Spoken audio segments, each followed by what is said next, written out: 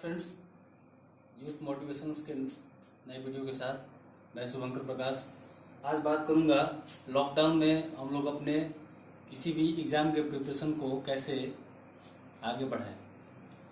सबसे पहले मैं बात करना चाहूँगा कि लॉकडाउन में हम लोग अपने आप को पहले डिप्रेशन से मुक्त करें ताकि कोई भी चिंता ना हो माइंड में, और जब तक हमारे माइंड में कोई चिंता होगा तब तक हम अपनी तैयारी को, अपने काम को सुचारू तरीके से कर नहीं पाएंगे।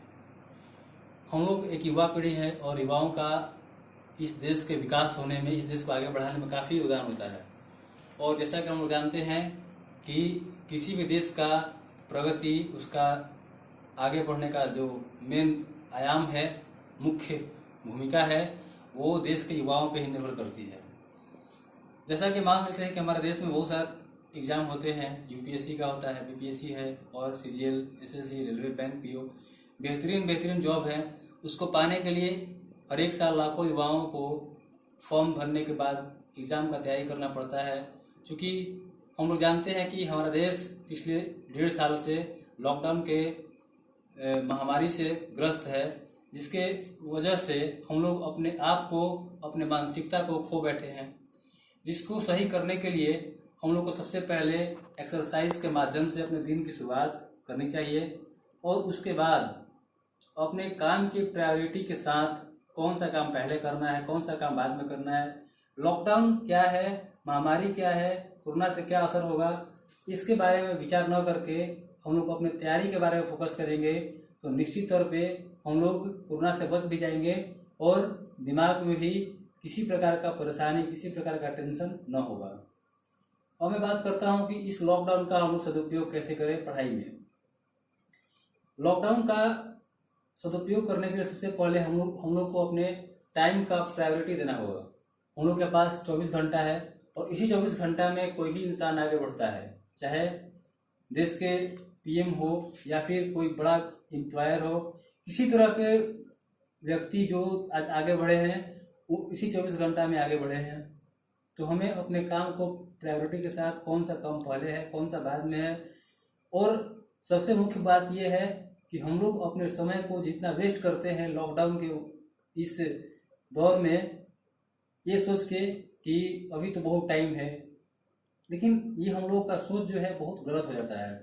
क्योंकि बहुत टाइम, ये जो मानसिकता है ये हमको पतन की तरफ ले जाता है। पतन की तरफ ले जाने में सबसे कारगर भूमिका ये होता है कि हम लोग आलसी बन जाते हैं और अपने तैयारी को सुचारू रूप से कर नहीं पाते हैं। सेकेंड बात ये होता है कि हम लोग उन सारे आयाम को पहले करेंगे, जैसे कि प्रैक्टिस करना हुआ, रिवीजन हुआ, और जो भी कंसेप्ट छूट गया है, जो भी हम लोग नहीं पढ़ पाए हैं पहले से, उस कंसेप्ट को इस लॉकडाउन में, इस महामारी के छुट्टी के अवसर में हम लोग उपयोग करके इसको पढ़ सकते हैं। आजकल तो सब कुछ डिजिटल हो गया है, सब कुछ ऑनलाइन हो गया है, और इस डिजिटलाइजेशन के बारे में हम लोग घर बैठे किसी भी प्रकार के तैयारी को अच्छी तरह से यूट्यूब के माध्यम से, गूगल के माध्यम से कर सकते हैं, और पीडीएफ के मटेरियल को पढ़कर और एक अच्छे कंसेप्ट को डेवलप कर सकते हैं। और मैं बात करूंगा कि सबसे महत्वपूर्ण भूमिका ये होती है कि बच्चों को सबसे अच्छा प्लेटफॉर्म यूट्यूब तो मिल गया है, लेकिन उन लोगों को इसका सही सदुपयोग करने में काफ़ी कठिनाई होती है। क्योंकि उनके पास ऐसे कहा जाता है कि बंदर के हाथ में नारियल मिल जाएगा तो वो फोड़ देगा। तो वही हाल है बच्चों का, युवाओं का, क्योंकि उनके पास एक सही कंसेप्ट नहीं है, सही उनके पास सोच नहीं है। और जब तक सही सोच न होगा तब तक हमारे हाथ में यूट्यूब हो या फिर खुद भगवान भी आके पढ़ाएंगे, कुछ करेंगे तो नहीं होने वाला है। एक बड़े फिलोसफर ने कहा है, कर्म तब सार्थक होता है जब कर्म करने की भूमिका में सार्थकता होती है।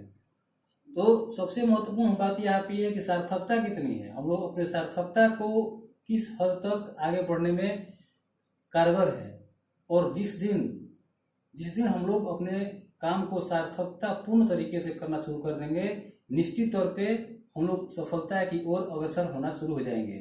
और चाहे कोई भी कंपटीशन हो, कैट, एमबीए, बीटेक, एमटेक, किसी भी प्रकार का एग्जाम हो, हम लोग एकदम आसानी से, एकदम अच्छे तरीके से, अच्छे माहौल में चिंता मुक्त होके कर सकते हैं। और इसी लॉकडाउन में हम लोग अपने आप को निखार सकते हैं, अपने स्किल को डेवलप कर सकते हैं। तो ये सही समय है अपने आप को संभालने का, अपने आप को आगे बढ़ाने का और किसी भी कंपटीशन के बारे में सोचने का, तैयारी करने का। धन्यवाद।